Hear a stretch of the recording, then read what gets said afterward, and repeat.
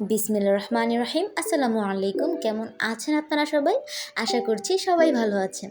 আজকে আমি আপনাদের জন্য এই মাত্র 2টি ডিম দিয়ে একটি পারফেক্ট চুলায় তৈরি করে একটি কেক বানিয়ে দেখাবো। তো এই তো, আমার সাথেই থাকবেন।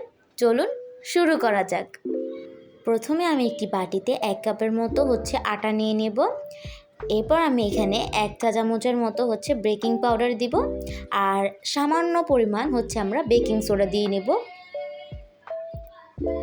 দিয়ে এবার আমি এখানে হাফ কাপের মতো দুধ দিয়ে এবার এটাকে ভালো করে মিক্সড করব।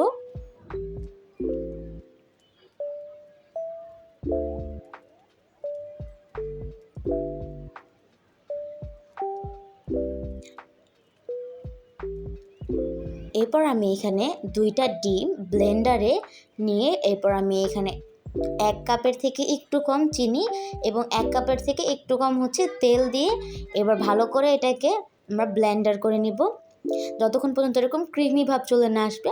দেখুন আমি কিন্তু ব্লেন্ডার করে নিয়েছি, দেখুন কত সুন্দর ক্রিমি ভাব চলে এসেছে। আর এই ডিম আর চিনি আর তেলটা যত আপনার এরকম ক্রিমি হবে, কেকটা কিন্তু ততই সফট আর অনেক মজা হবে। তো এই তো, চিনির আর তেলের পরিমাণটা কিন্তু আপনাদের একই রকম রাখতে হবে। দেখুন এটা কত সুন্দর ক্রিমি ভাব হয়েছে। আপনারা যদি এইভাবেই কেক তৈরি করেন তাহলে কিন্তু ইনশাল্লাহ আপনাদের কেকটাও ঠিক এইরকমই পারফেক্ট হবে। এরপর আমি সেই উপকরণগুলো কিন্তু এই ডিমে চেলে নিচ্ছি। এটা কিন্তু একটা ছাঁকনির সাহায্যে চেলে নিতে হবে, তাহলে কেকের ভিতরের কিন্তু ভাঙার কোনো চান্স থাকবে না, আর কেকের ভিতরটা খুবই সফট হবে। দেখুন আমি কিন্তু সেই উপকরণগুলো কিন্তু 2 ভাগে এখানে চেলে নিচ্ছি। চেলে এবার এটাকে ভালো করে মিক্সড করব। দেখুন আমার এখানে একটু ঘন হয়ে গিয়েছে, তো আমি এখানে হাফ কাপের থেকে একটু কম পাউডার দুধ, আমি পাউডার দুধটাকে পানি দিয়ে মিক্সড করে এটা একসাথে মিক্সড করে দিব। এবার দেখুন আমি এটাকে ভালো করে মিক্সড করে নিব। দেখুন আপনাদেরটা যদি এরকম ঘন হয়ে যায় তখন সেক্ষেত্রে আপনারা এরকম দুধ ব্যবহার করতে পারেন, আর না হলে যদি ঘন না হয়, যদি এরকমই পাতলা হয়ে থাকে মানে একদম মিডিয়াম হয়ে থাকে, তাহলে কিন্তু আপনাদের এক্সট্রা দুধ কিন্তু পানি দিয়ে গুলিয়ে তারপর দেওয়া লাগবে না। এরপর আমি যেই প্যানে কেকটা সেট করব, সেই প্যানে আমি একটি কাগজ সেই মাপ করে কেটে এবার এটাতে সেট করে নিচ্ছি। কাগজটা দেওয়াতে নিচে কিন্তু কেকটা লেগে যাবে না। তারপর আমি সেট করে এরপর আমি এখানে একটু তেল দিয়ে নিচ্ছি, হালকা সামান্য পরিমাণ তেল দিয়ে এবার আমি এটাকে পুরো বাটিটাকে কিন্তু ব্রাশ করে নিব, ভালো করে ব্রাশ করে নিতে হবে। আপনি যদি তেলটা ভালো করে ব্রাশ করে নিতে পারেন তাহলে কিন্তু কেকটা লাগার কোনো সম্ভাবনা থাকবে না এবং পুড়ে যাওয়ারও কোনো সম্ভাবনা থাকবে না। এরপর আমি সেই কেকের মিশ্রণটা কিন্তু এখানে আমি অ্যাড করে দিব।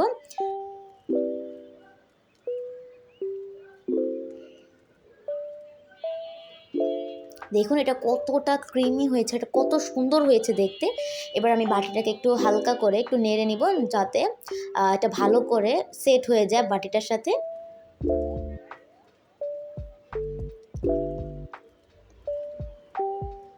আপনারা যদি আমার মতো এরকম সেমভাবে বানান তাহলে কিন্তু ইনশাল্লাহ আপনাদেরটাও এরকমই হবে। তো এই তো, এরপর আমি একটি হাঁড়ি বসিয়ে নিলাম। এবার এটাকে একটু হালকা গরম করতে দিব। হালকা একটু গরম হয়ে গেলে আমরা সেখানে কেকটা বসিয়ে নিব। কেকটা বসিয়ে এবার আমি এখানে মিডিয়ামের থেকে একটু কম আছে আমি চুলাটা কমিয়ে নিলাম। এরপর আমি 45 মিনিটের জন্য টাইম সেট করে নিচ্ছি, আর একটি ঢাকনা দিয়ে ঢাকনায় কোনো ছিদ্র থাকলে সেটাও কিন্তু বন্ধ করে দিব। এবার এটাকে আমি 45 মিনিটের জন্য রেখে দিব। আমার কিন্তু ঠিক 45 মিনিটই লেগেছে, আপনাদের কিন্তু আর একটু বাড়িয়ে কমিয়ে লাগতে পারে, সেটা কেকের উপর ডিপেন্ড করে। তো দেখুন আমার 45 মিনিট পর আমি নামিয়ে নিয়েছি। কেকটা কত সুন্দর ফুলেছে আর এটা কিন্তু অনেক সুন্দর সফট হয়েছে। দেখুন আমি ঠান্ডা হওয়ার পর কেকটাকে কিন্তু নামিয়ে নিয়েছি। দেখুন এটা কতটা সফট হয়েছে, আর এটা কিন্তু ভাঙার কোনো চান্সই নাই। আপনারা অবশ্যই বাসায় ঠিক এইভাবে যদি বানাতে পারেন তাহলে কিন্তু আপনাদেরটা ইনশাল্লাহ এরকমই সফট আর এরকমই মজাদার হবে। এটা কিন্তু যেমন সফট আর দেখতে যেমন সুন্দর, খেতেও কিন্তু অনেক ইয়াম্মি। তো এই তো আমি আপনাদেরকে এটা একটু কেটে দেখাচ্ছি যেটা কতটা সফট হয়েছে। দেখুন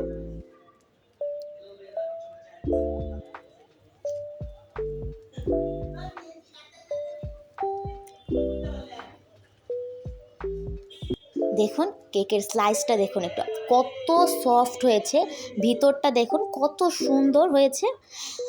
এই তো আপনারাও যদি আমার মতো করে সেম পদ্ধতিতে কেকটা যদি বানান তাহলে আপনাদেরও কিন্তু মাত্র 2টা ডিম দিয়ে আর চুলায় এরকম পারফেক্ট ওভেনের মতো কেক আপনারাও এখন বানাতে পারবেন। তো এই তো আমার ভিডিওটি ভালো লাগলে লাইক, কমেন্ট আর শেয়ার করতে একদম ভুলবেন না। আমার চ্যানেলে নতুন হয়ে থাকলে চ্যানেলটি সাবস্ক্রাইব করে বেল আইকনটি অন করে রাখবেন। সবাই ভালো থাকবেন। খুদা হাফেজ।